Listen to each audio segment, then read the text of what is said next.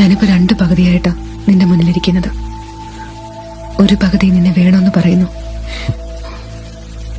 മറ്റൊരു പകുതി ഇത് വേണ്ടെന്ന് പറയുന്നു. വേണമെന്ന് പറയുന്ന ആ പകുതിയെ എനിക്ക് തന്നൂടെ? വേണ്ടാന്ന് പറയുന്ന പകുതിയോട് ഞാൻ എന്തു പറയണം?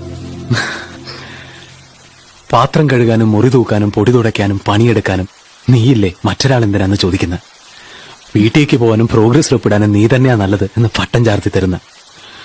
ഒടുവിൽ ഒരു ദിവസത്തെ നിന്റെ മുഴുവൻ അധ്വാനത്തിന്റെയും ഗന്ധത്തിനെ നാറുന്നു എന്ന ഒറ്റ വാക്കിൽ വില പറഞ്ഞ് മാറിക്കിടക്കുന്ന ആ പകുതിയോട് പോവാൻ പറഞ്ഞൂടെ? ആ പകുതിയാണ് എന്റെ ജീവിതം. പക്ഷേ 14 വർഷത്തിന് ശേഷം ആ പകുതിക്ക് ഞാൻ അറിയാത്ത മറ്റൊരു പകലും രാത്രിയുണ്ടെന്ന് അറിഞ്ഞപ്പോ അതിലെന്താണ് തെറ്റെന്ന് എന്റെ മുഖത്ത് നോക്കി ചോദിച്ചപ്പോ എനിക്കും തോന്നി അതിലെന്താണ് തെറ്റ്. അപ്പോ അയാളോടുള്ള പകരം വീട്ടിലാണല്ലേ ഞാൻ? അല്ല, അയാൾ ഇതുവരെ തരാതിരുന്നത് നീ എനിക്ക് തന്നു. എന്ത്?